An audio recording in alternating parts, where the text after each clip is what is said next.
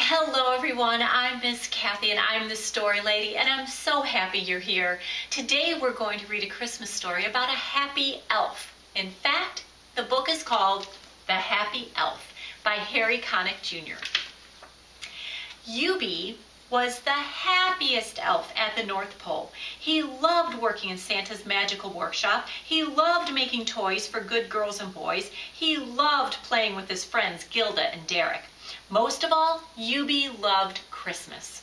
At Christmas time, he would wake up early each morning and yell, "Yippee!" as loud as his little elf vocal cords would let him. Eubie's dream was to join Santa on his sleigh delivering toys. Every year, Eubie hoped to make the sleigh team. Every year, Eubie was disappointed. But even then, he was still the happiest elf around. In fact, other elves thought he was a little too happy. His whistling distracted them. His dancing knocked over toys. His early morning yippies woke the reindeer. Something had to be done. One Christmas Eve morning, the head elf gave Eubie a job where he couldn't get in anyone's way, checking the naughty and nice list. Eubie checked the lists and checked them twice. Then he discovered something odd, something unheard of. In the whole town of Bluesville, there was not one child on the nice list. Eubie checked the list a third time, but there was no mistake. Every child in Bluesville had been naughty, which meant nobody would get presents. If only Bluesville could get on the nice list before Christmas. But how could a whole town of naughty children become nice in just one day? Good-hearted Eubie thought about how to help. He thought some more, and finally, "I know!" he exclaimed. "I'll use my magic hat to go to Bluesville and spread Christmas cheer." He ran to tell his friends. "But Eubie," Gilda worried, "you'll break Santa's most important rule. Never use your magic hat outside the North Pole." "You'll never make the sleigh team if Santa finds out," Derek sighed. "Those kids deserve a happy Christmas, and I'm going to help," Eubie said. He pulled his magic hat down over his eyes, then his chin, then all the way to his toes, and whoosh! He was gone.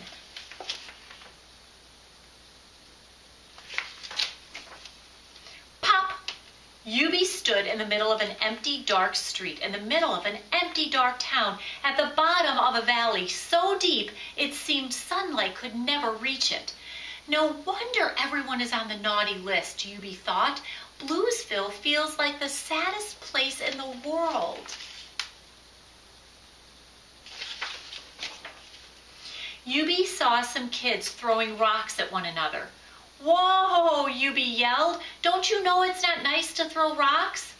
"We're playing catch, and they're not rocks, they're unburnable coal," one girl said. "Unburnable what?"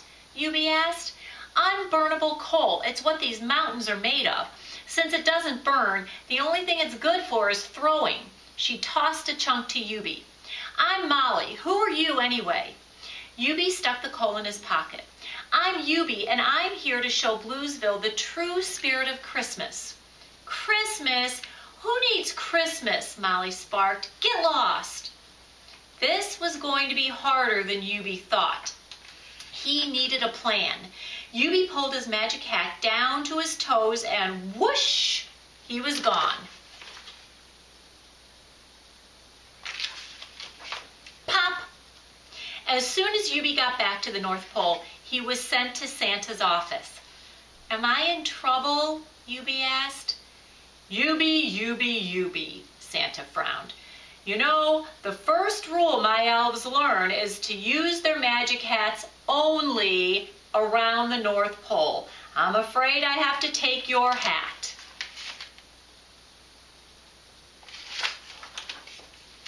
Eubie told Gilda and Derek what had happened. "You gave up your hat and the sleigh team to help those children," Gilda said. "Eubie, You have to try again. Here, take my hat. Eubie gasped. Oh, thanks, Gilda, but I still need a plan. Derek scratched his head. Gilda paced. Eubie stuck his hands in his pockets sadly. Suddenly, unburnable coal, he exclaimed. Unburnable what? Derek asked. Unburnable coal.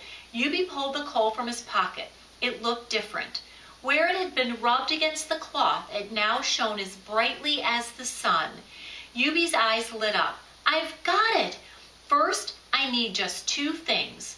He pulled Gilda's hat over his eyes, and then his chin, and then all the way to his toes, and whoosh! He was gone. Pop! Hi, Molly. Molly jumped. You again? I told you, I'm here to spread Christmas cheer, Eubie said. He had a jar of super-duper unburnable coal polish and a Christmas tree.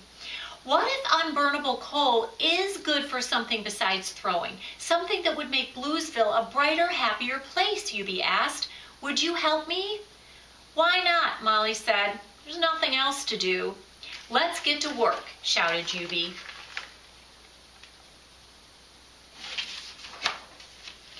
Eubie, Molly, and her friends polished the mountains of coal that rose from their dark valley floor all the way to the sky. Soon the sun was reflecting off the polished coal, lighting up the town below. Nothing like a little teamwork and goodwill to make a city shine, said Eubie, but they weren't done yet. It was time to put up the tree. Eubie and the children hung ornaments and strung garlands, and as Molly placed the star on top, the townsfolk gathered round. What in the world is this? An old woman asked. This is a little something I like to call a Christmas tree, Eubie said. Bluesville may be at the bottom of a dark valley, but it doesn't have to be a sad place. Ready, Molly? Ready! Molly turned on the tree lights. As they twinkled, the lights reflected off the gleaming coal mountains until the entire town glimmered like a treasure chest of shining jewels.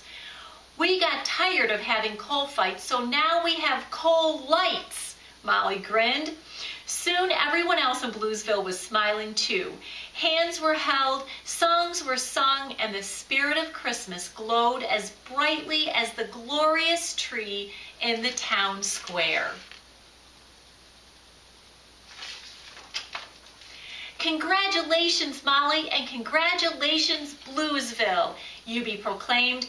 Now you know that love, togetherness, and goodwill are the secret to a happy Christmas and to a happy every day. Eubie pulled Gilda's hat over his eyes, then his chin, then all the way to his toes, and whoosh, he was gone.